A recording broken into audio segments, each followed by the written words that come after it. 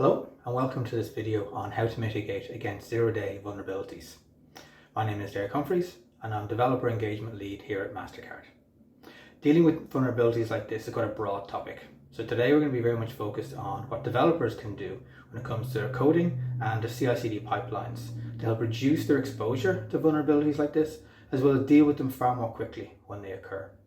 We'll also be looking at the Log4j vulnerability from December 2021.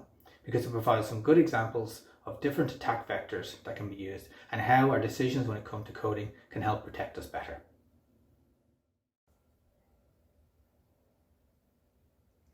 You should be seeing an agenda on screen now.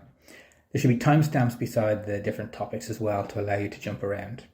So if you're already familiar as a Java developer with Log4j and the Java naming and directory interface, you can skip to the next section on vulnerability explained and from there on. But if you're new to Java or aren't familiar with it and just looking for just general mitigation techniques, there's a very quick overview of what Log4j is and then what the Java naming and directory interface is. Because even though the Log4j vulnerability was named under that, its partner in crime was actually the Java naming and directory interface that actually influenced or helped the exploit get exposed. Then give it a quick overview of the vulnerability itself. And then we get into the meat of this video where we actually go through a number of actual code examples to show the vulnerabilities in action and talk about how the code allowed these exploits to be exposed. And then finally, we'll talk about the mitigation techniques. A, and how you actually deal with your code and your code design, but B, also how your CI/CD pipeline and other tools can help you deal with these vulnerabilities really quickly when they do occur. So let's dive into what is Log4j. So really, it's a Java-based logging utility, included in the title. It's open source and very easy to use. It's extremely popular, as seen by all the noise that was generated back in December when this vulnerability was exposed. But what it provides is very sophisticated logging configurations that give you a great deal of flexibility in how you log and how easy it is to actually change the logs and the scope of the logs.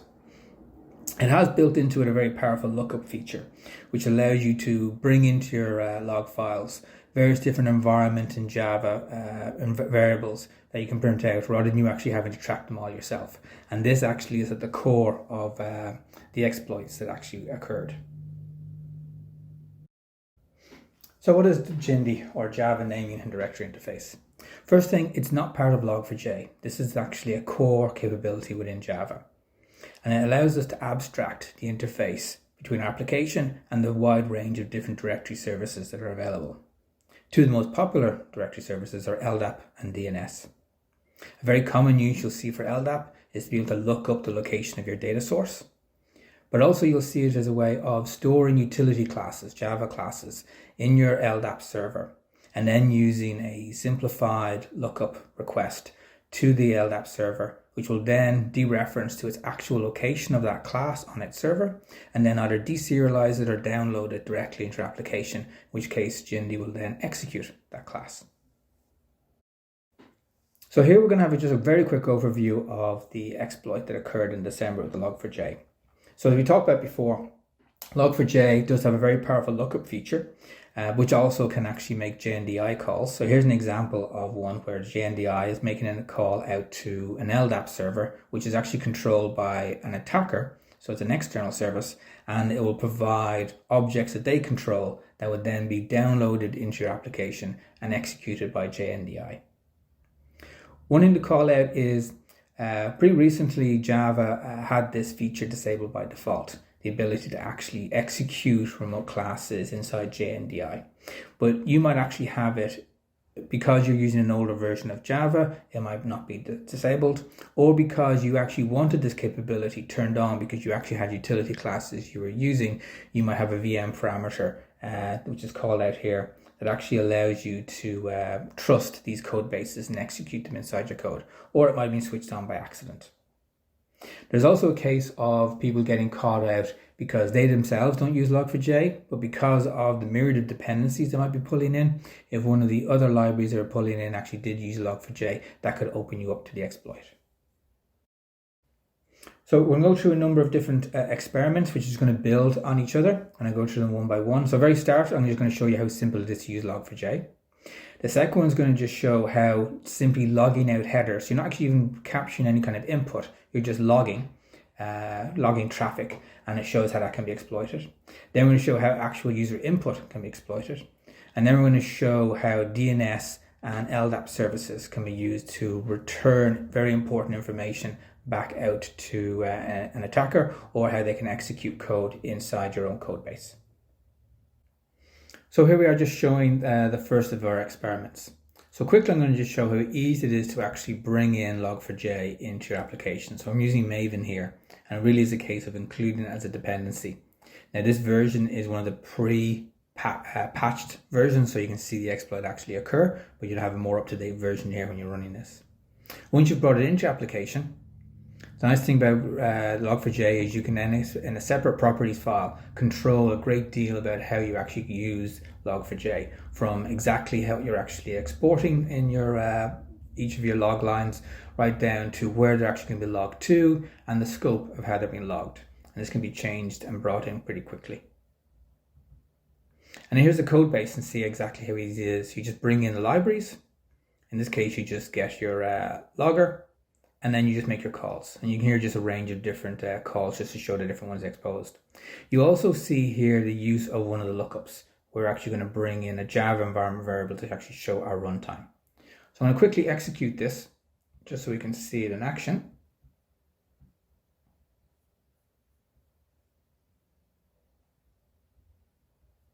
So it's there, it's run. So it's very quick. It just actually shows the various different logging levels of the info warn error. And down here, which reflects this environment, this lookup here, you can see our Java runtime environment being printed out into our log file. So nothing really exploitable here. This is just showing the basics of Log4j. I'll just close these away and get on to our second experiment. So here in our second experiment, we're just going to see something pretty common, which is actually logging our headers, our request headers as they come through. And we're going to see how this can actually be exploited by an attacker. So here, again, this is a Spring Boot application, a really simple one. We're bringing in our request logger, and we're specifying that we want to see the query string. We're not interested in the payload. We want to see the headers, and we want to see the client info. So I'm going to run this.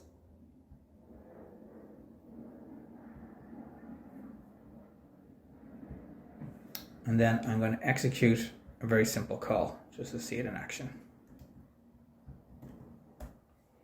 So here we go back. Here's our hello Log4j exploit coming back. And if I look at the log, you see our request headers before and after. And you can see our information there regarding our request headers. And that's how simple it is to actually use the logger. But let's see how somebody can actually inject a lookup variable. So there we go in our call. We're passing in our user agent, and we're passing in the dollar symbol open close brace for our lookup variable. Nothing really changes when it comes to what's returned. But if we look in the log file in our before and after requests, we now see as part of our logging that we're recording the Java version just as before. Again, no real harm being done here. It's going into our own internal log files, but you can start to see how people can start to inject into our log files items that we're not aware of. So now I'm going to bring us to our third example. Let's go here. And this is where we're going to look at user input. Now here's an example of just doing very basic sort of username, password being passed in, and how you might actually log those entries. Now this is quite a contrived little example. I mean, first of all, you wouldn't necessarily log people's username or any PII data like this. We're just doing this for the sake of actually capturing user input. So I'm just going to run this.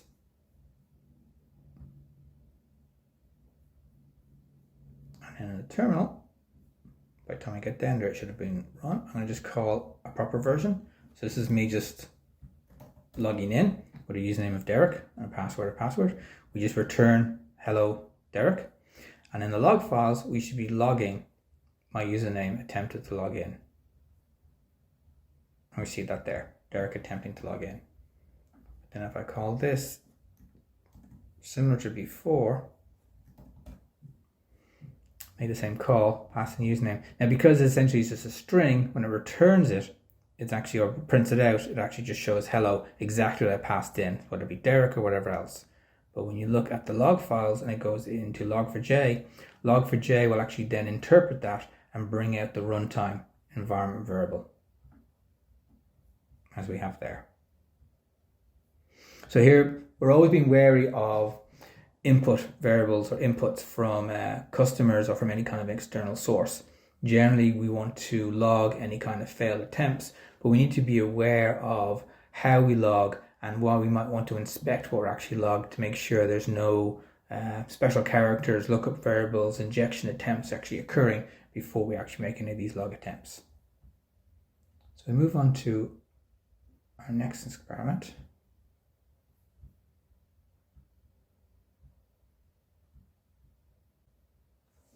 So here we're back to just logging the request headers again on our Spring Boot application. But what I'm trying to do here is show an example where we might have an environment variable ourselves that we use, in this case kind of maybe an AWS token to access our cloud services. And we typically, if I look at the configuration,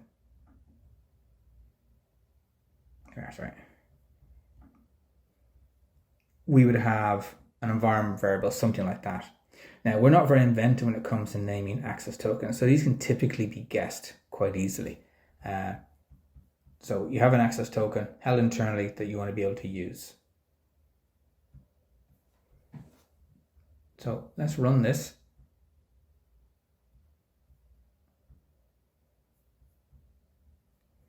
And we're just going to make a simple call that forces the user agent to be logged. So hello log4j, that's what comes back. And in our log file, user agent, just user agent text. But if somebody is able to guess our access token, again, we don't see anything active coming back here. But if we look in our logs, we now see that they're logging our actual AWS access token into our log file. Again, no real damage done so far. But now, if we look at the next attempt, if they want to try and pass that information out to an external service. So we've set up an attacker service, and all the source code will be available on GitHub and linked from the notes below this. But we have in here two classes that can be executed. But we also have a DNS server and an LDAP server. So we're going to run the attacker service in the background. Should pop up here. And by time that's run. So what we're going to do here is we're going to make a call. We're going to inject a lookup, but this time we're going to inject a DNS lookup. So if I go back to the terminal. Again, we just get back a simple hello log4j. And in our own application, we see something relatively harmless in that we just see the DNS context. But if I go to the attacker service, they've actually received the request for hello TLN, which is what we've done. So this actual lookup was successful, and they will go out to the DNS service.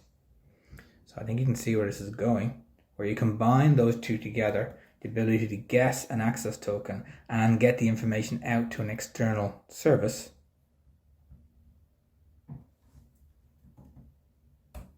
So making a call. Again, nothing really untoward in our own application, and again we just see a DNS context. But if I go out to our attacker service, now they actually see our AWS token. So now they have access to that.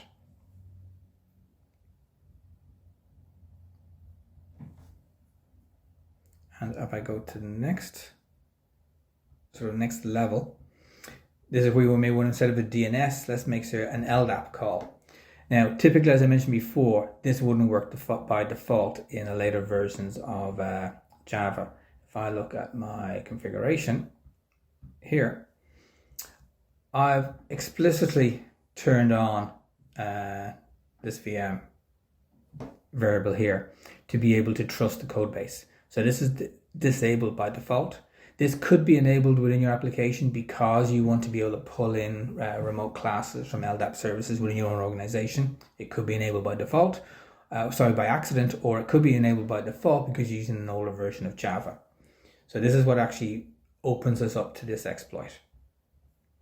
So if I go back here, essentially this is going to be an attacker who's going to make a call out to a remote LDAP service that they control.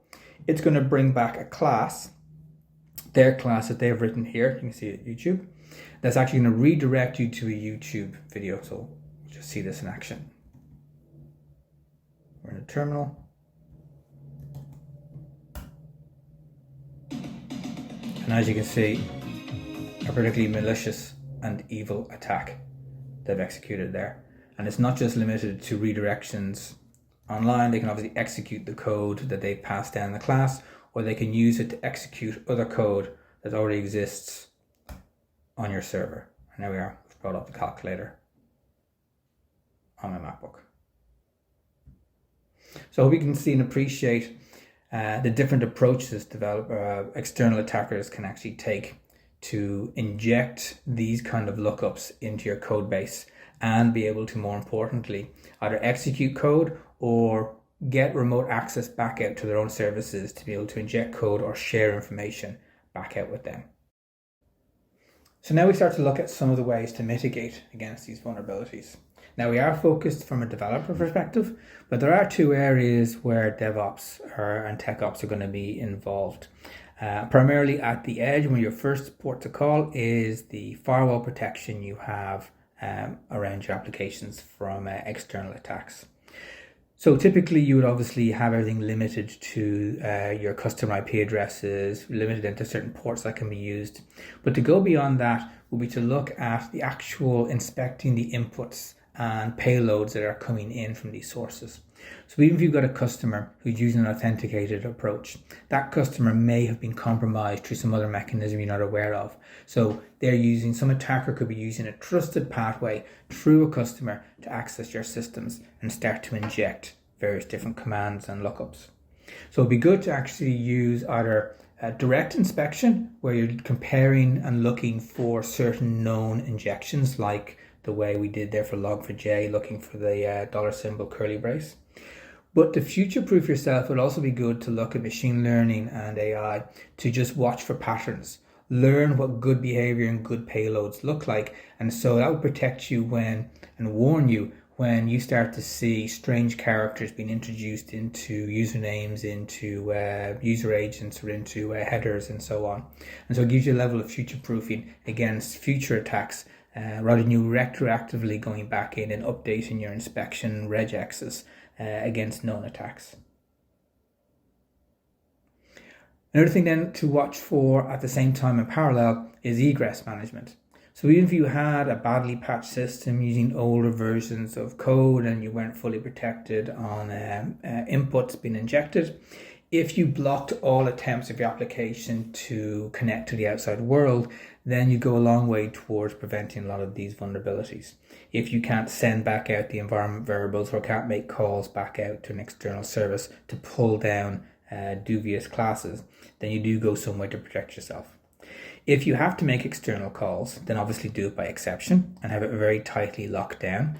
And even then, just like the inspection of payloads on the way in, you should also be applying the same mechanisms to inspect the payloads on the way out and watching for breaches in patterns. So if you've got good traffic consistently going out to your customers, but then again, one of your customers have been compromised, if you start to spot strange symbols and characters or extra information going out that typically doesn't go out, you can even just look at things like the length of the payloads, the size of the payloads, as well as the patterns within those payloads. Another one to look is where you're looking at your own code design. So we've touched on, from a logging perspective, being careful and aware of where you typically would log any kind of invalid input and being aware of that, and being careful about inspecting the nature of the information that you're logging. But another aspect to look at is essentially to treat all inputs from all sources as suspicious, whether that be from typically external sources and customers, but also other services within your own company or even within your own application. Because over time, particularly in enterprises, different teams will start to own those services and they'll start to develop different roadmaps over time. And so you need to be aware that those systems themselves could start doing things differently than they are today. You need to be aware of that and start thinking of them from the start as with suspicion and with the same level as you would an external source. Also to be aware of these inputs and libraries, any library that you use. So typically if you bring in input, again I use username and password as an example, username, and you want to do something with that, like to rework it or do something with the string within your own application, you go ahead and do that fine. If you're going to pass that string or any similar string onto another library, essentially a black box, that's where we start to need to look at what information is in that payload that you're passing on to this other library, because today or in the future, that library in a later version could actually evolve, introduce new capabilities you weren't aware of, for instance, some kind of lookup capability or other capabilities like that. So you need to be careful of what information you're passing on to libraries that you yourself don't control.